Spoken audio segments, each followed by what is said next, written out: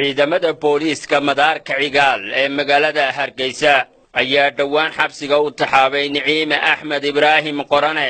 haddaba aabbaha dhalay Niciime Axmed oo telefishinka Ariel kula hadlay magaalada Hargeysa Axmed Ibraahim Qorane waxa uu ka waramay xariga inantiisa. inanta waxa la xidhay inanta magaceeda waxa la yiraahdaa Niciime Axmed Ibraahim. Niciime Abwaan Qorane waa loo yaqaanaa.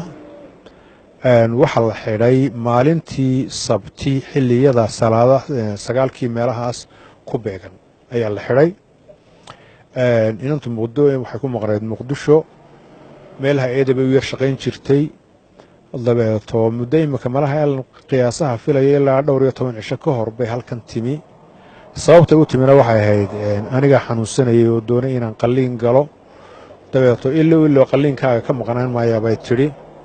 anu waxaan jeclaa inay iska joogto waayo war horaa jiray oo aanan hubin oo la odhanayo beri bay TV-ga iyo Soomaali weyn uga ololeysay xaggaas dabeeto taasaa lagu eedeynayaa.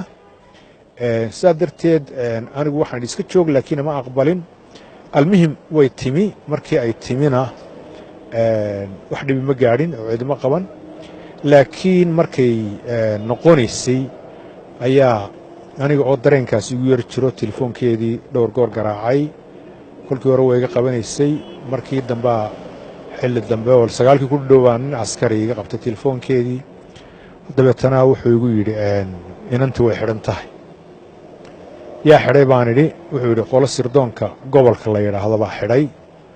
hadda waxay ku xidhan tahay saldhigga madaarka. tagsi baan qaatay waa tegey ninkii ila soo hadlay baan la hadlay ficlan ninka waan isgaranaynay. marka dabeed shandadaheedii iyo alaabteedii buu ii keenay. xaggee la geenayaa baan ku idhi. wuxuu yidhi waxaa la geenayaa sirdoonka sirdoonka gobolka. dabeeto niman saraakiil ah oo aan isgaranaynay iyo cuqaaliya ayaan israacanay. waa baadidoon tagnay meeshii baanu tagnay. adigu dadka waa loo diidaya laakiin annaga maadaama ay cuqaaliya saraakiilnala socotay way noo ogolaadeen inaan u gallo. waa ka soo noqonnay. casarkii hooyadeed baa u tagtay waa u diideen. 7 kaale habeenimay ku yidhaahdeen waa u tagnay haddana aniga 2 habeennimaan israacanay.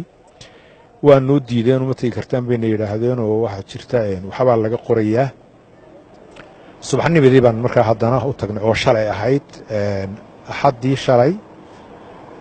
axaddii markaa waa noo ogolaaday inaan u tagno oo xaaladeeda waan soo eegnay. waxay nagu yidhahdeen marka annaga halkan way nooga dhammaatay arrintii waxaa loo gudbinayaa CID-da. maxaa lagu haystaa baanu nidhi. waxay nagu yidhaahdeen waxay 2 qodob baanu ku haysanaayoo aaminsanaan Soomaali weyn ay aaminsan tahay. qodobka labaadna waxay yidhaahdeen Facebooka ayay wax ku qortay laakiin iyadu waxay tahay anu maan qorin. dad baa iga been abuurtay doonaya inay wanjalaan wasay nagu tidhi. dabeeto shalayto casarkii ayaa loo soo wareejiyey saldhigga dhexe. hadda saldhigga dhexe ayay ku jirtaa. marka saaka waxaan yidhahdeen maxkamaddaanu geynaynaa. maxkamaddii markaa garsoorihii baanu weynay. saasaanu kaga nimi. saasaanay hadda ugu jirtaa jeelka. adigu abwaanna waa tahay oday weynoo dee Somalilandna waa tahay waa og tahay Soomaaliya iyo Somaliland halka xaaladahoodu ay kala taagan yihiin. inantaada lama socon miya muuqaalaa jira ay ku hadlayso oo ay leedahay mabda Soomaaliyana amsanahay arrimaha lama socotid miya. waan la socdaa umana haysto inay Soomaali weyn dambi tahay. Somaliland mabdaeeda waad og tahay in qaran madax bannaan iyo arrinkeedu uu yahay.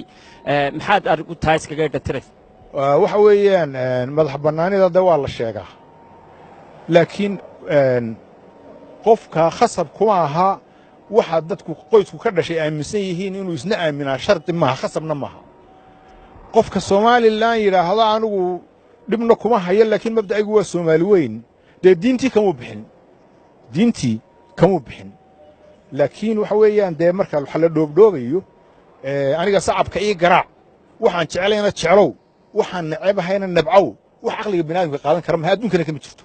waxaad og tahay in iminka arrinkaas inantaada lagu xidhay ay somalilan markaad joogta arrintaasi khatarteeda leedahay ma ogid miya wax khatara uma arkayo inaan soomaali weynna aaminsanahay somalilanna aanan dhibaato ku haynin inay wax khatari ku jirto uma arkayo dembina uma arkayo anugu in somalilan iyo soomaaliya dagaalla dhex mareen xaalado adag dhex mareen oo hargeysa iyo meelo badanba wixii ka dhacay aad ogayd oo adiga laftaadu waagaan baata arrimaha aad la socotay miaanay jirin adeer waxa weeye hadday somalilan iyo soomaaliya isdileen horta somalilan iyo soomaaliya isma dilina waxa isdilay isaaq iyo dawladdii soomaaliya isdilay beelahan iminka somalilan degeni iyo isaaq kuwii isdilay baa haynoo dee reerahan qaar badan baa ka tirsanaa dawladdii soomaaliya oo isaaq isdilayeen markii SNM jirtay aan ilaha SNM mala saasaa ka yara macaani isaaq qudhisun waa isdilay oo kii shalay tagawda isku hayay marka tii hore isaaq Soomaaliya iyo SNM isdilayna waa dembi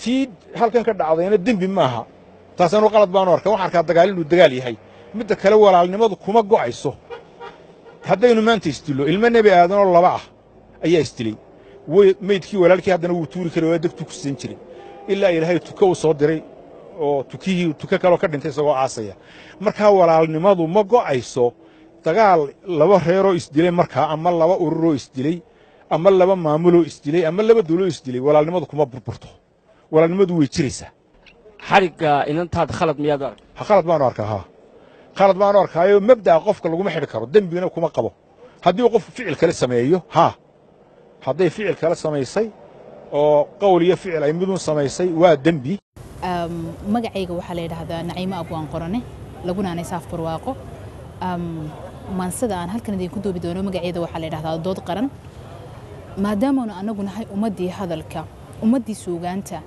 anaga dalkan iyo dadkan ayuu xil weyn naga saaran yahay sidaas darteed maansadeedu waxay daaran tahay maadaama shacabkaygu maanta cod ku lahayn doorashada maanta bal hadda qalbiyadooda inaan ka turjumi karo maansaduna waxay ku bilaabmaysaa sida tan dalkan aad arkaysaan waa loo dagaalamay doonistii xornimadana haliyayaa u dabargo'ay waxa lagu dul gowracay doorroone oo idil calankeena dahabkii damaashaad kumuu iman durbaaniye ciyaartumid doonistiisa awgeed rag baa diiday noloshii dalku inuu midnimo helo calan quri dul sudan yahay dawladnimo u dheer tahay dalalowsi kuma iman doonistooda awgeed rag baa diiday noloshii ha yeeshee dadkaygow malakhayga door qura siyaasigan damiinkee laaluushku daashaday xisaabtaba kumuu darin saban dagaalkii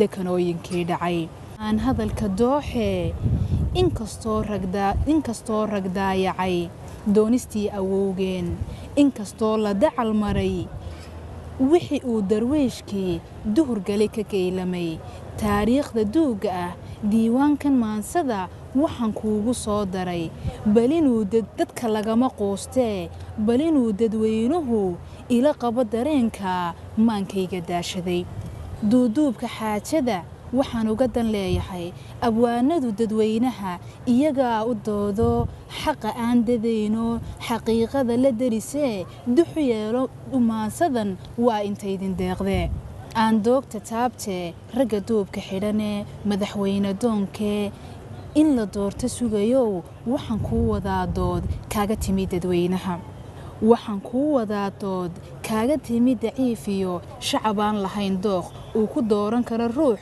darxumada ka bixin kara dabuubtiyo ujeeddada waa diiwaan u soo qoray shacabkii dalka lahaa waxaan doonaynaa ruux duufaanadii dhacay wixii dumiyey qarankii Soomaali kala dilay dambiyadii la kala galay dib u sax khilaafkii waxaan doonaynaa qaran dabin kara colaadaha beledkeena daashaday dadka lagama maarmee dagaalkii sokeeyaha dekanooyinkii dhacay ehelkii iswada dilay xigtadii istooxdiyo nabarada dog hoose ah dib wixii inoo dhigay waxaan doonaynaa qaran daawo marin kara waxaan doonaynaa qaran hooyaday duruufuhu ku hayaan dalkeedii laxaadkii daciifee cid u diirnaxaysiyo qof u doodayaa jirin daacad ugu shaqayn kara waxaan doonaynaa qaran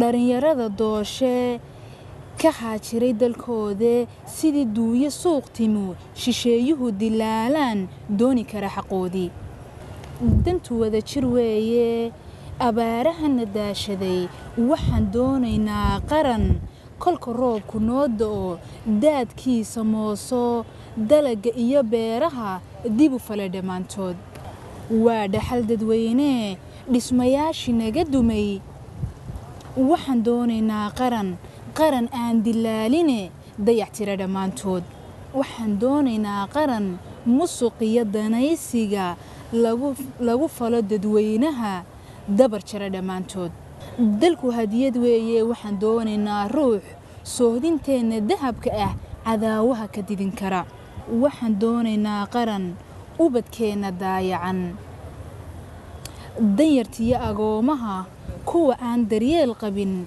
derbijiifka oo idil dugsiyada u furi kara waxaan doonaynaa qaran dalacsiga gumaysiga amarkiisa diidoon dariskiisu maamulin waxaan doonaynaa qaran qabiil aanu doodine dadku uu u simayo dalka horumarkiisana ku dabaqa astaamaha ay diintu leedahay doc kastoon ka eegaba waxaan doonayaa qaran dadka bara tilmaamaha dowladnimadu leedahay duuduubka xaajada waxaan uga dan leeyahay xildhibaanka diranow idinkaa dadweynaha danihiisa gaarka ah doorka noo matalayee aan idiin ducayne ducaqabe wadani iyo noo doora ruuxii danta qaran matalila